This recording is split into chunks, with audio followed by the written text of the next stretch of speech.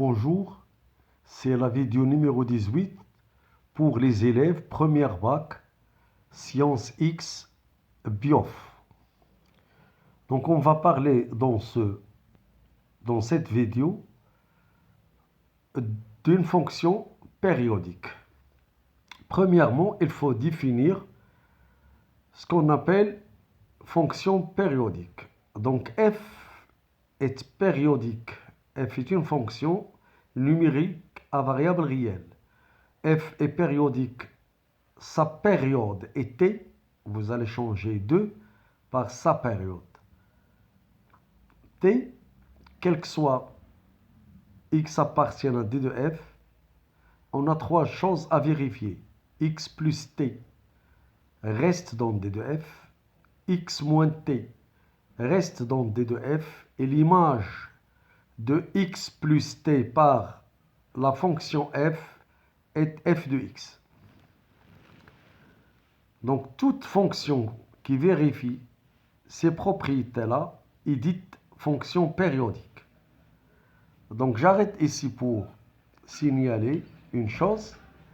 Donc si on vous donne un exercice et on vous demande de montrer qu'une fonction est périodique et on vous donne sa période, alors les étapes à suivre, première étape, c'est de donner le domaine de définition de la fonction. Deuxième étape, on choisit un x dans ce domaine-là et on montre les 3 points suivants. X plus la période reste dans le domaine, vous le démontrez. X moins la période reste dans le domaine de f.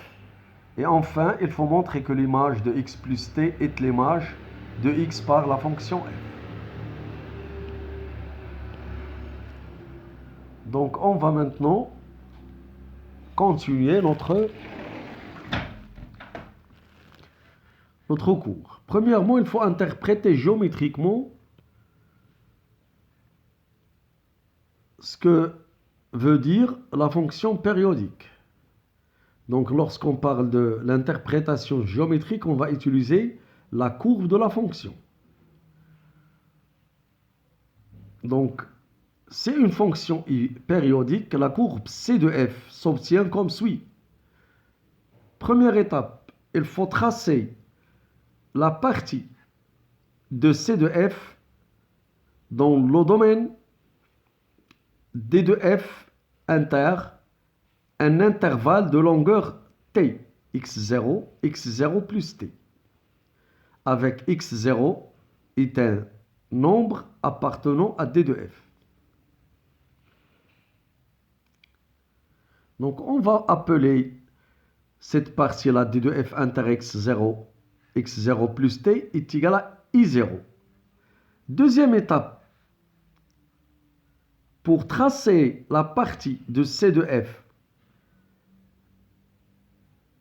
cette partie appelée c de k, sur l'intervalle ik avec k appartient à z et ik ce n'est que d de f inter x0 plus kt avec k1 relatif et t c'est la période. x0 plus k plus 1 t. Si vous remarquez ici, on a la longueur t de l'intervalle x0 plus kt, x0 plus k plus 1t. La longueur de cet intervalle-là est t. Donc, pour avoir ck, la partie de la courbe de c de f sur ik, on translate la courbe c0 de c de f dans l'ensemble i0 par la translation de vecteur u égale à kt fois le vecteur i. Donc, ce qu'il faut faire, c'est ça. Donc, il faut retenir très bien ces notations et cette façon de dire comment on trace une courbe périodique. Donc, on va continuer.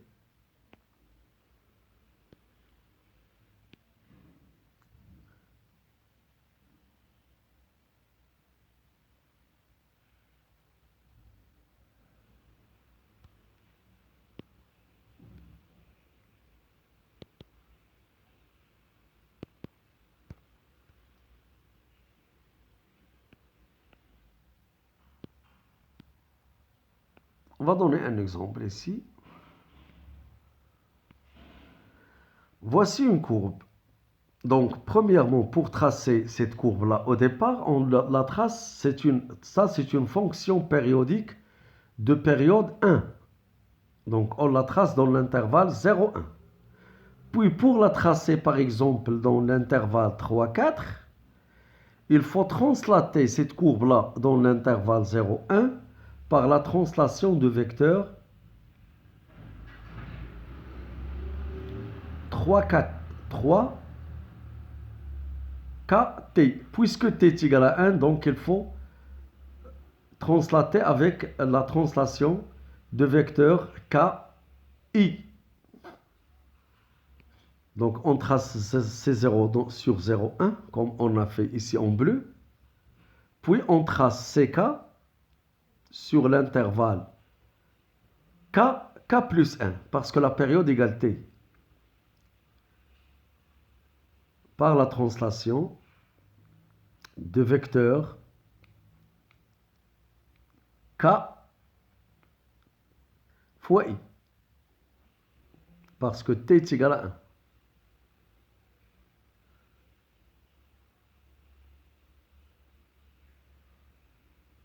Par exemple, pour avoir la représentation graphique, la partie de la représentation graphique dans l'intervalle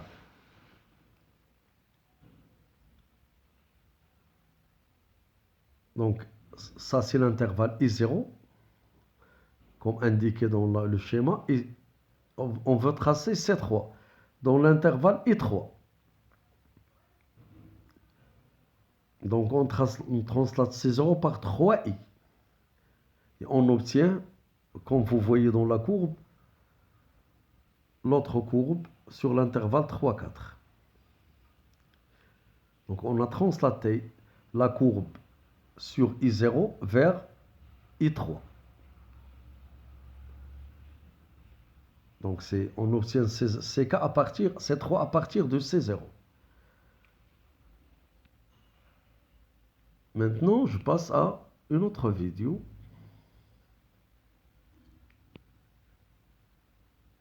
À une autre page pour continuer l'explication.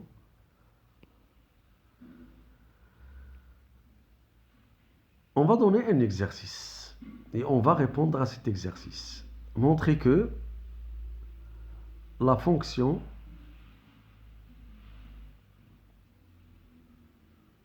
f est périodique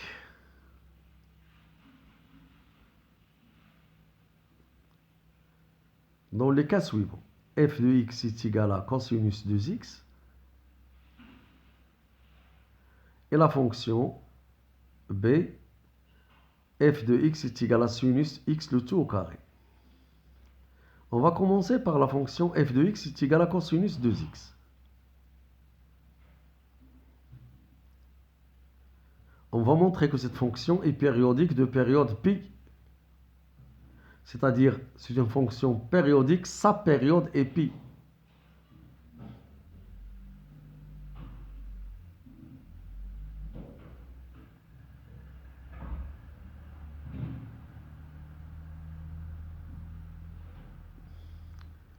Solution. Donc, premièrement, il faut donner le domaine de définition. D de f est égal à R. Parce que il est composé de cosinus de la fonction x à pour image de x. 2x, c'est un polynôme et cos, elle est définie sur R. 2x définie sur R. Donc, d de f égale à R. Deuxième étape, on va prendre un x dans ce R-là qui est le domaine de définition de d de f. On a automatiquement, si x est dans R, x plus pi reste dans R, x moins pi reste dans R. Il ne va pas sortir de R. Donc les deux premières conditions sont vérifiées. Il nous reste la dernière condition, c'est de montrer que f de x plus pi est égal à f de x. Donc on a f de x plus pi, alors je vais remplacer x plus pi dans la fonction, c'est cos de 2 facteurs de x plus pi. Alors, je vais développer ces 2x plus pi cos de 2x plus 2pi. Ainsi que cosinus est périodique de période de pi, On sait que cos de 2x plus 2pi, c'est cos de 2x. C'est un résultat du tronc commun. Cosinus de x, ce n'est que f de x. Donc f est périodique de période pi. Donc on a vérifié la définition. Et par suite, on a le résultat demandé.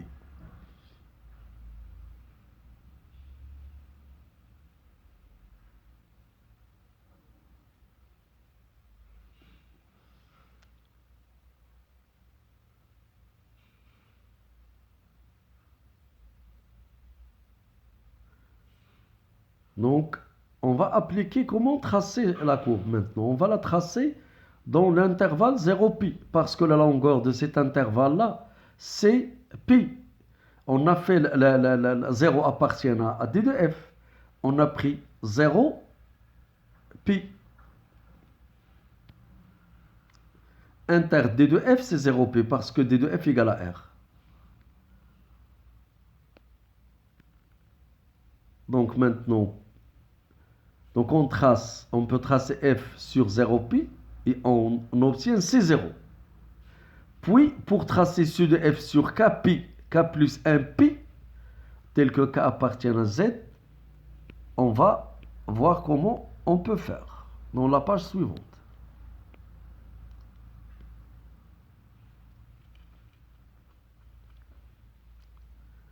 Donc, on obtient C de k en translatant C0 par la translation de vecteur K, pi, I.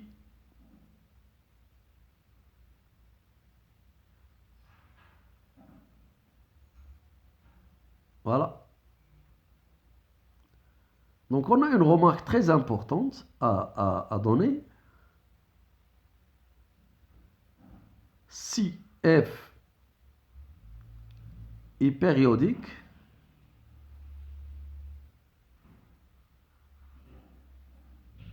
était la période, c'est-à-dire le plus petit, réel strictement positif qui vérifie la définition. Il s'appelle la période. Donc, la période, c'est le plus petit, réel strictement positif qui vérifie les trois conditions de la définition d'une fonction périodique.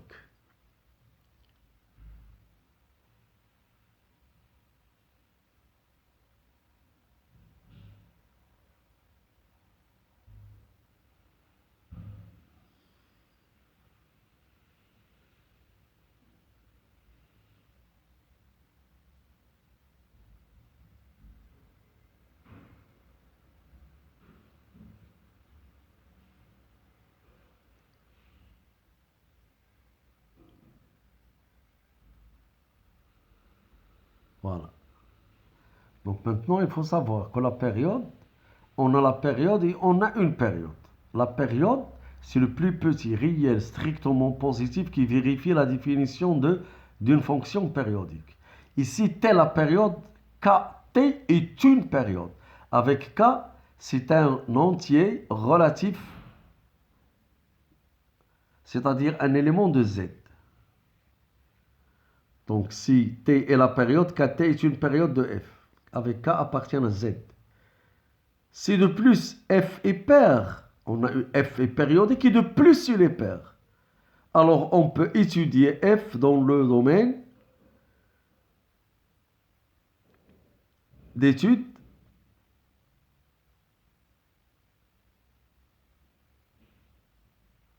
qui est 0 T sur 2 inter D de F. Donc dans cet intervalle, comme vous remarquez, sa longueur, ici 0T sur 2, c'est la moitié de la période. Parce qu'il est pair ou bien il est impair. Alors c'est f est pair ou bien impair, donc on va réduire le domaine d'étude de plus. Donc on trace, pareil, on étudie la fonction sur 0t sur 2 inter d de f, l'étude de f sur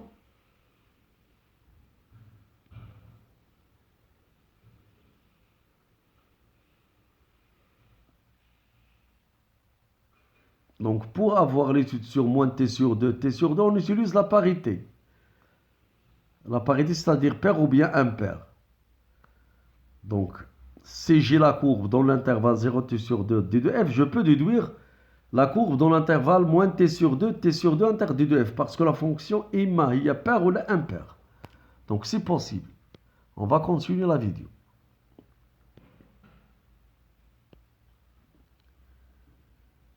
Donc, on obtient enfin ces deux cas en translatant C0 dans l'intervalle moins t sur 2 inter d de f par la translation de vecteur kt i.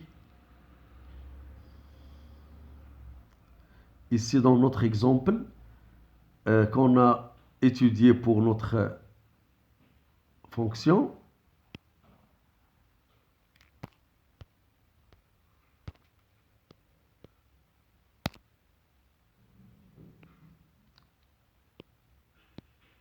on va continuer la vidéo. On va appliquer ce qu'on a déjà dit. Si une fonction est périodique et il est pair ou bien impair, on va l'étudier sur l'intervalle moins t sur 2 inter d de f. Dans notre exemple pour la fonction, par exemple f de x est égal à sinus carré de x, on va appliquer cette remarque. Montrons que f est périodique de période pi. Donc cette fonction aussi, elle est de période pi. d de f est égal à r parce que le domaine de sinus c'est r. Alors sinus carré domaine de r. Pour x appartient à r, on a toujours x plus pi reste dans r et x moins pi reste dans r. C'est tout à fait évident. Maintenant, il nous reste de montrer que f de x plus t est égal à f de x. On a f de x plus t, je remplace dans la fonction, c'est égal à sinus carré de x plus p. Ceci veut dire est égal à sinus x plus p le tout au carré. Voilà. Maintenant, on sait que sinus x plus p est égal à moins sinus x. Ceci, c'est un résultat du tronc commun. Alors, sinus, c'est-à-dire sinus de x au carré. Et ceci est égal à sinus carré de x est égal à f de x. Donc, la fonction f, il est périodique de période pi. Donc, il suffit de l'étudier dans l'intervalle 0 pi. Mais on a aussi que sinus carré x est une fonction paire. On va montrer qu'il est paire, donc on va réduire encore le domaine d'étude.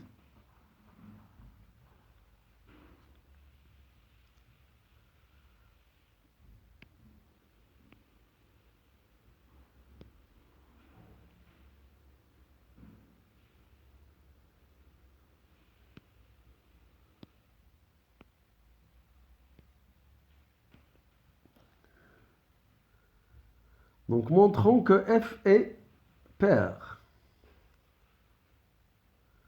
C'est-à-dire sinus carré de x est paire. Donc on a le domaine c'est d de f. Pour étudier la parité, il faut avoir le domaine premièrement. Deuxièmement, il faut prendre un x dans le domaine. Donc il faut s'assurer que moins x reste dans le domaine, puis calculer f de moins x. Il faut trouver est égal à f de x. Donc f de moins x est égal à sinus carré de moins x est égal à sinus de moins x le tout au carré est égal à moins sinus de x le tout au carré parce que sinus est impair. C'est un résultat du tronc commun.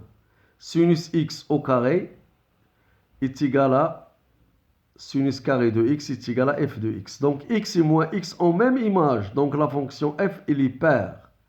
Maintenant, on a cette fonction-là. Elle est périodique de période pi. Il est paire. Alors, il suffit de l'étudier dans l'intervalle 0 pi sur 2.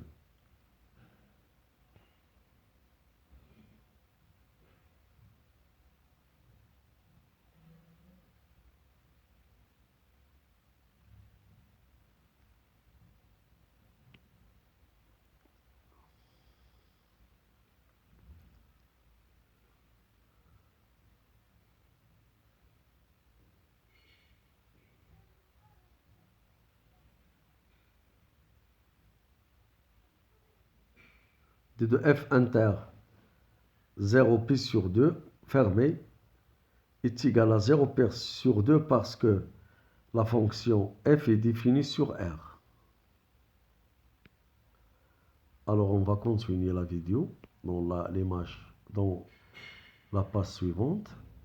Regardez ici, la fonction, la courbe de la fonction, on va la représenter dans l'intervalle 0 pi sur 2. Elle est représentée comme suit.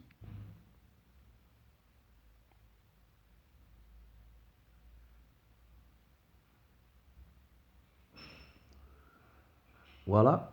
Voilà la courbe de sinus carré de x dans l'intervalle 0 pi sur 2. Après, on va faire la symétrie de cette courbe par l'axe OY. Pourquoi? Parce que la fonction est paire. S'il est paire, la courbe admet C de f comme axe de symétrie. Donc, on va passer à la page suivante.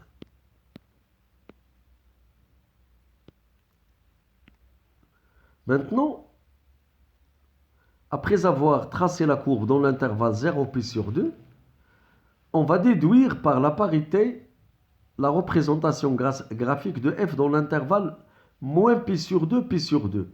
Et comme vous remarquez ici, la longueur de cet intervalle est égale à pi. Voici, donc on a fait la symétrie par rapport à OY, on a trouvé l'autre partie.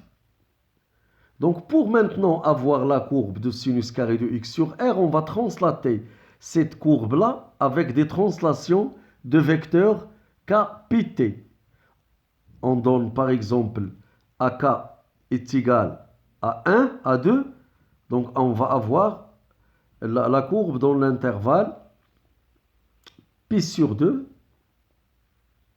jusqu'à 3 pi sur 2.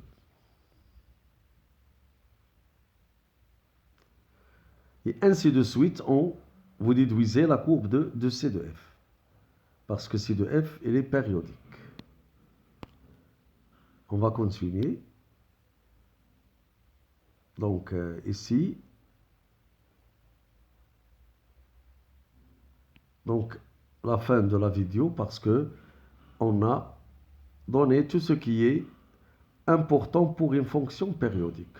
Ceci doit être retenu pour cette année et pour l'année prochaine et pour les années qui suivent dans l'université ou bien dans les écoles des ingénieurs. Merci de votre attention et merci. Et j'espère que vous aviez déjà pris ou bien appris beaucoup de choses dans cette vidéo. Merci de votre attention et à la prochaine vidéo.